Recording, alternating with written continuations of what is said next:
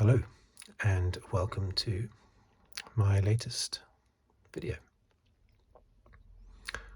This one, continuing my series looking at some really nice postcards that I bought a long time ago, back in 1989. Actually, I probably bought them in 1990, 1991 maybe, but the date on the back of them is 1989, but I think probably 1990 I bought them. Each deck of cards has 10 postcards, Formula One postcards, and I think I've got, how many have I got? 8 decks looking at Grand Prix drivers and Grand Prix cars from the 50s, 60s, 70s and 80s. Of course, the 90s didn't exist yet when these packs were created. So I'm up to, my last video was Grand Prix drivers from the 70s. So this is Grand Prix cars from the 70s.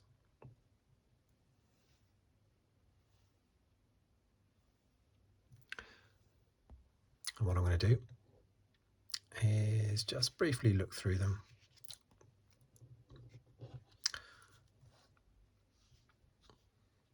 And maybe read the back. I don't normally read the back of the cards. I normally just give a few details about each card, but I think I'll read the back this time. This one, we start at the top, of course. 1970. This is, as you can see, just on there, Rindt in his Lotus Type 72. I did know that, didn't I? Yeah, I'm pretty sure I knew that. Lotus Cosworth Type 72, the 1970 Formula One Constructors Champion. As it says here, Jochen Rindt, the world champion driver, on his way to winning the 1970 German Grand Prix at Hockenheim. Now that may well have been his last Grand Prix win before his fatal accident during practice for the Italian Grand Prix. But he had such a lead in the championship that Belgian driver Jackie Ickx was unable to catch him.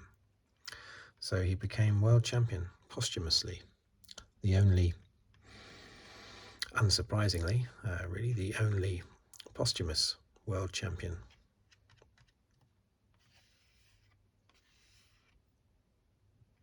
Very good driver. There were a couple of races that year, though, where Jack Brabham nearly won, only to retire sort of on the last lap or the penultimate lap or something. In his, what would it have been back then? 1970 would have been his, I think his own car, wouldn't it? The Brabham car. Yeah. So, yeah, I think both of those races, I think Jochen Rindt won as well. So he could well have not been world champion had Jack Brabham not had those retirements. But, yeah, the drivers of this car, Jochen Rindt, Emerson Fittipaldi, Graham Hill and John Miles. I've never heard of John Miles.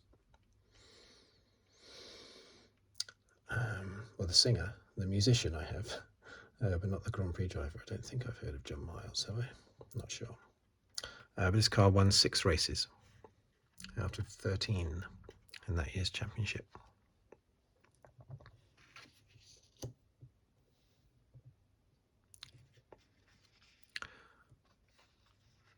(1971). You can tell by the tartan helmet that this is Jackie Stewart, who would win the championship that year.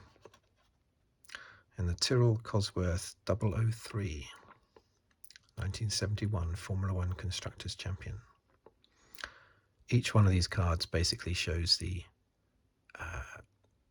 winning constructor in the championship, in the Constructors Championship, which might tie up with the world champion driver, as it does do with this one and that one, but not necessarily. So Jackie Stewart, the world champion driver, on his way to winning the 1971 Spanish Grand Prix at Montjuic Park, I think it was, wasn't it, in Spain? Yeah.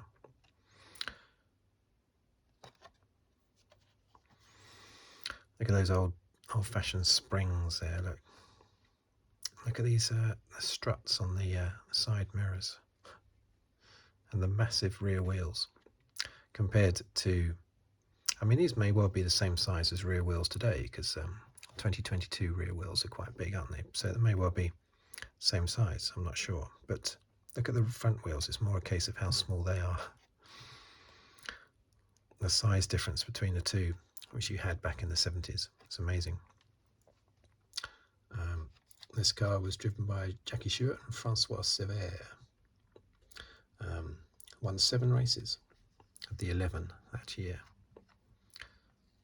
Jackie Stewart on his way to being world champion.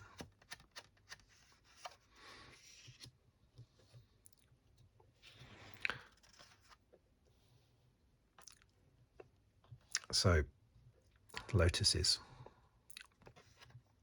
A couple of Lotus years here. This one, Emerson Fittipaldi at the wheel, 1972. He was also the world champion that year, but specifically this is the world champion constructors championship winning car. The Lotus Type 72D, 1972 Formula One constructors champion. Emerson Fittipaldi, the world champion driver, during practice for the 1972 Argentine Grand Prix.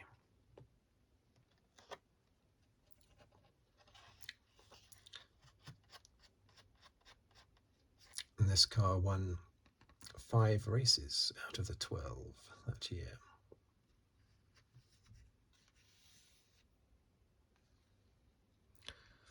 I had a top trumps, a deck of top Formula One top trumps years ago when I was a kid. And I think it was late 70s. They had the Copaçu car in there, the Brazilian Copaçu car team. And I think that was 1979 or something, this particular deck of cards that I had. But looking at these postcards just reminds me of that top trumps deck. There was a very similar picture of the Lotus that year, looking very similar to this. That was before I was really into Formula One.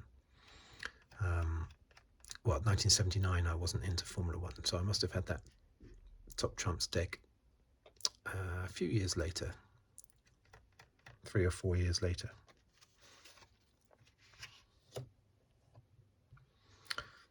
Another Lotus. Some people think these cars look attractive, these 1970s cars look attractive because of all the bits, all the exposed engine work and all the suspension, everything, all the pipe work sticking up all over the place. They look attractive to a certain degree, but doesn't really do it for me. Especially some of these, not these ones actually, but some had those massive rear wings,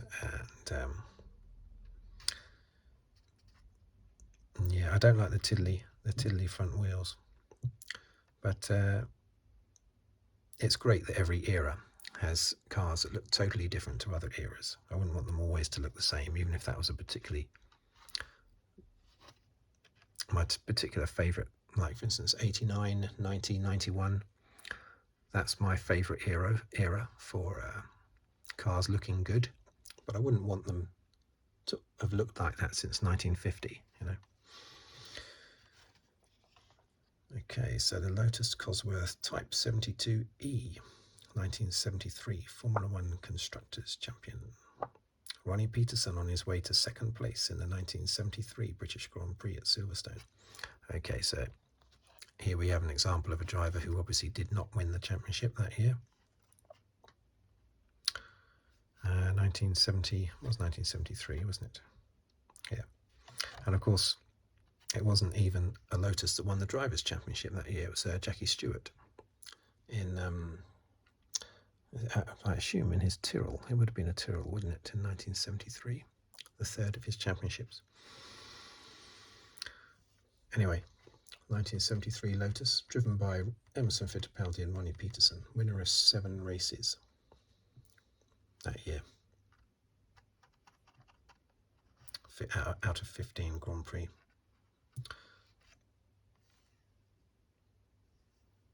Look how sharp it is at the front. Okay, here we have the first of the McLarens. You look at this and you immediately think James Hunt, don't you? But it's not.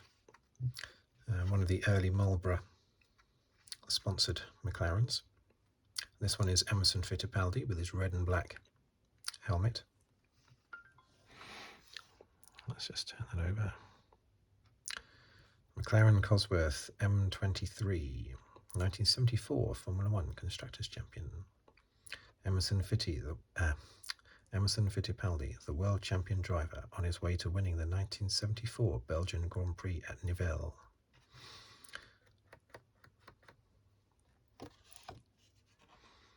Second of his 2 world championships.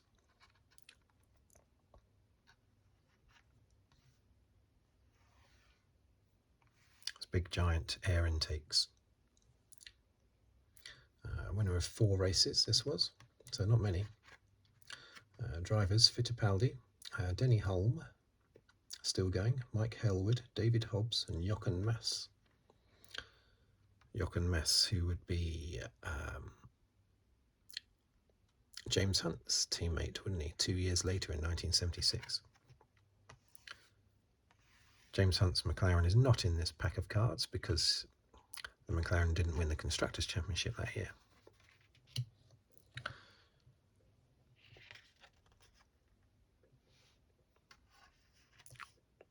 Okay, so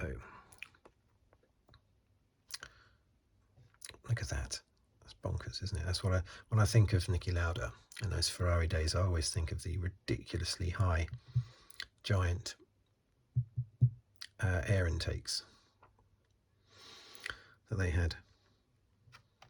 Look at that. It's bonkers. But that is Niki Lauda, of course. There's a solid red helmet there. Back then, drivers stuck to the same colour of helmet. Well done. Don't keep changing them every 5 minutes like modern drivers do.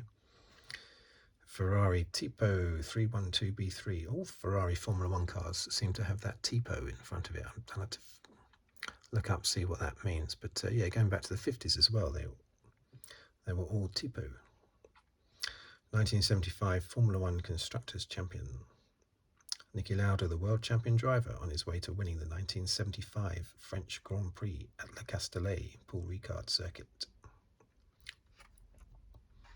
The same Paul Ricard circuit that we have today, although it's been altered a lot, of course.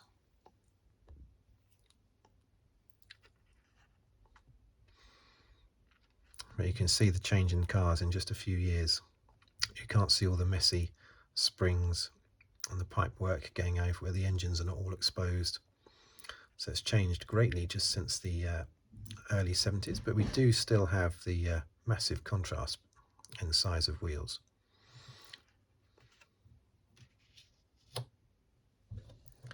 Still have that. Okay. So let's just focus on that. Okay, so obviously another Ferrari. Got 3 Ferraris on the trot here. 1975. That won 6 races. Now the 1976 one also won 6 races. With its drivers of Niki Lauda and Clay Regazzoni. Did I say what the 1975 drivers were? They were also Clay Regazzoni and Niki Lauda. I'm having to look that up as I go because I don't have all that information to hand in my head, basically. Let's read this then. A Ferrari Tipo 312 T2, 1976 Formula One Constructors Champion Niki Lauda during practice for the 1976 French Grand Prix at Le Castellet Paul Ricard circuit. Same circuit as that photo. Look, massive air intakes have gone now. That was the year of his big accident, of course, which would have happened just 1 or 2 races after this one. It's James Hunt that managed to win the championship that year, thanks really to Niki Lauda's accident. But yeah, the Ferrari was so strong that it still took the Constructors' Championship.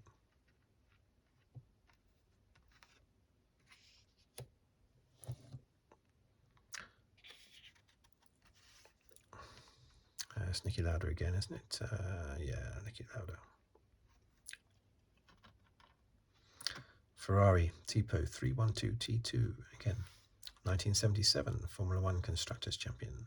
Niki Lauda, the world champion driver, on his way to 5th place at the French Grand Prix at Dijon-Prenois. French Grand Prix has had a lot of circuits throughout the 70s and 80s. Loads and loads of different circuits. But looking more and more like a modern Formula One car. Still the massive contrast on the wheels, tiny tiddly front wheels, but so different to the early 70s cars. This 1977 one, Niki Lauda and Carlos Reutemann. Only won 4 races out of 17, but still won the Constructors' Championship. Lots of retirements back then. That's probably why.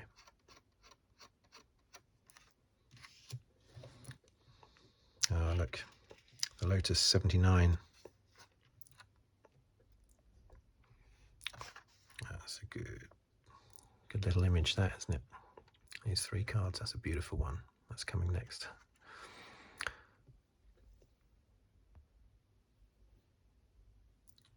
(1979).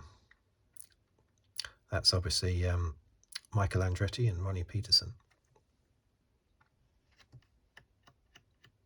1978, sorry, did I say? Yeah, Lotus 79, 1978.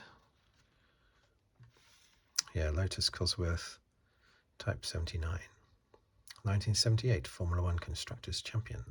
Mario Andretti, the world champion driver, and Ronnie Peterson on their way to 1st and 2nd place in the 1978 Dutch Grand Prix at Zandvoort. Yeah, the Dutch Grand Prix ran up until 1985 before it finished. Its last race was in 1985 until 2021. Great little circuit. Feels very small, Zandvoort.